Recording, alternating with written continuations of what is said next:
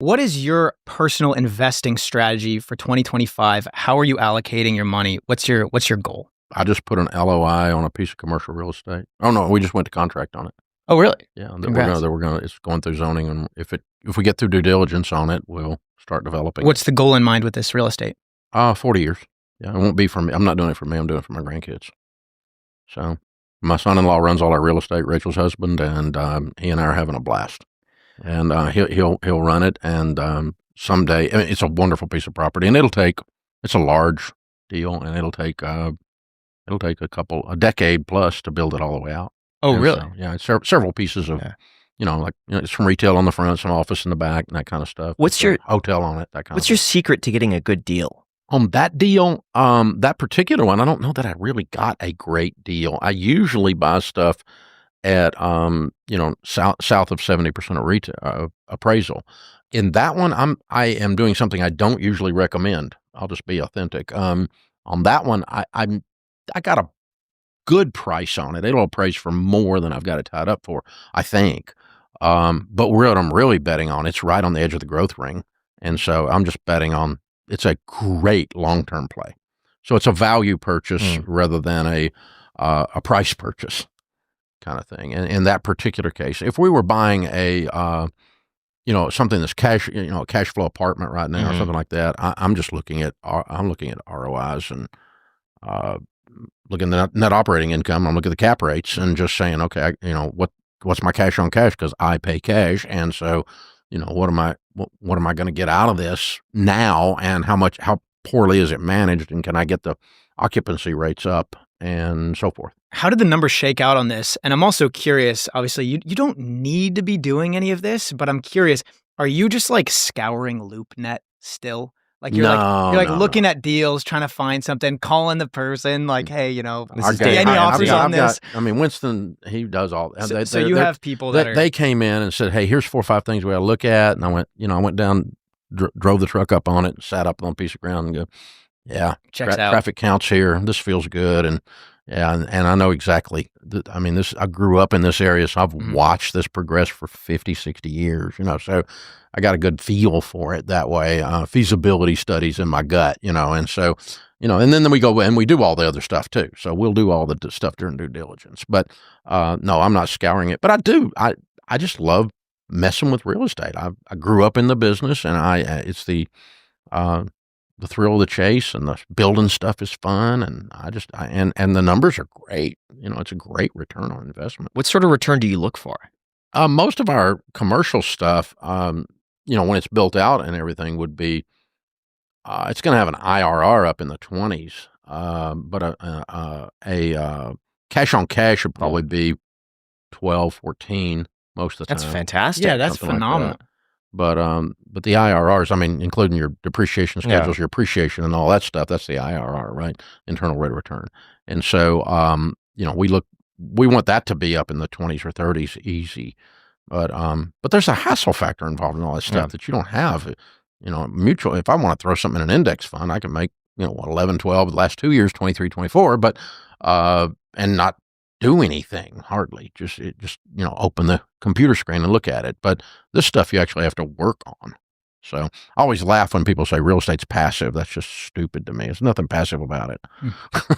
Yeah. It's very active. I'm curious, are you seeing a lot of opportunity in commercial real estate right now? We have a friend, Ben Mala. I don't know if you've ever, well, he does a lot of commercial real estate over in Florida. Oh, wow. He says that he sees a lot of opportunity because, the loans on commercial they're a lot shorter, and a lot of them are going to be coming due, and then they're going to have to refinance at a higher rate. It's going to then open up the supply. A lot of people are going to have to sell, and you could be really aggressive right now with lowballing offers on commercial real estate, as opposed to residential real estate, where there's going to be a little less opportunity. Yeah, residential's the only place you compete with the end use consumer.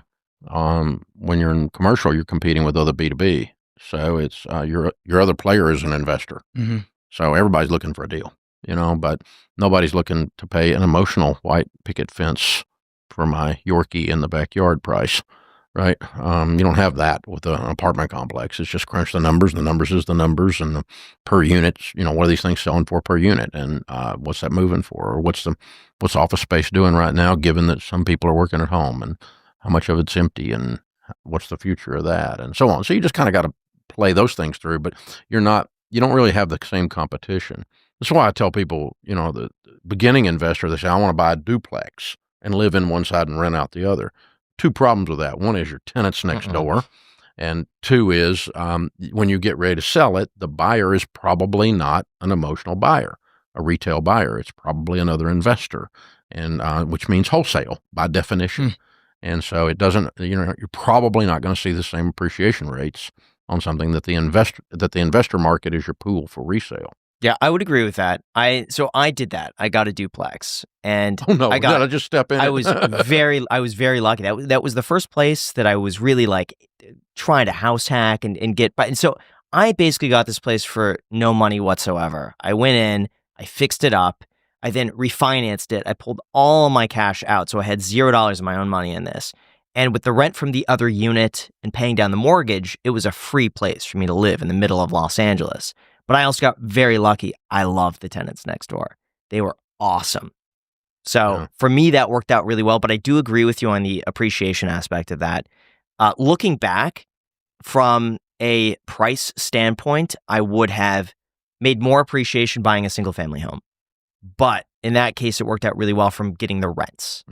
So they almost balanced each other out. But from appreciation, it would have been easier to sell a single family home. Well, and you caught a wave in LA, which that wave's not cresting right now. Yeah, correct. So I wouldn't be able to do that today. You could get your 100%. Did that exact deal today, it might break you. Yes, I would agree with that. Now, speaking of debt, the national debt is on pace to hit $50 trillion over the next 10 years, is what they're estimating. Do you see there being a huge issue with money printing and taking on debt within the economy? I'm the guy that hates debt more than anybody you've ever met. And I'm baffled by the national debt.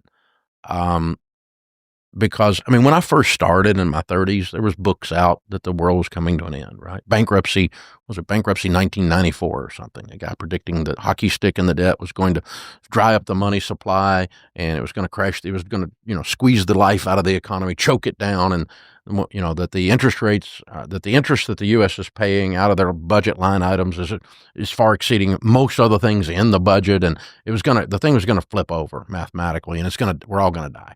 Another one was coming economic earthquake, and another guy, one of my buddies that buys and sells, and I think the world of him. He and I are complete opposites, but I still love the guy. Is Robert Kiyosaki. Oh yeah, and Kiyosaki did a book about the coming end of the world, whatever, the coming economic collapse or whatever he called it. I forget.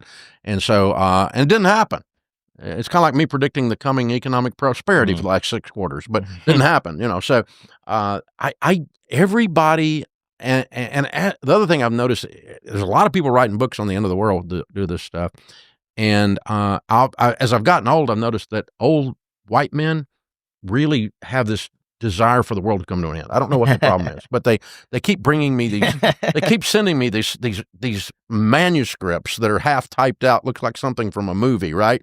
And you need to tell the world about this, Dave. And it's the coming economic earthquake. The world's going to end, And I hate debt, and I don't like that we're doing this, but a long time ago, it was supposed to have collapsed everything, and it hasn't, which I don't understand. If you've ever been denied a car loan, credit card, or even an apartment because of what's on your credit report, you are not alone. Most people don't even know what's hurting their credit score, let alone how to fix it. That is exactly where our sponsor DisputeBeast comes in. It's an AI-powered platform that helps you find and remove outdated or inaccurate items from your credit report fast. We're talking things like late payments, old accounts and collections, or even accounts that don't belong to you. Not to mention, how it works is super easy. You connect your credit report, and DisputeBeast scans it for negative marks that could be dragging down your score. Then it generates custom dispute letters tailored for your situation, no templates and no guesswork. You could choose to just download the data and send it to the agencies yourself, or you can use their built-in mail service where they will literally handle everything for you. It's honestly just really clean and simple to use, and it's built by experts. So if you're ready to take back control of your credit, go to disputebeast.com/ICH today. There's also a link down below in the description,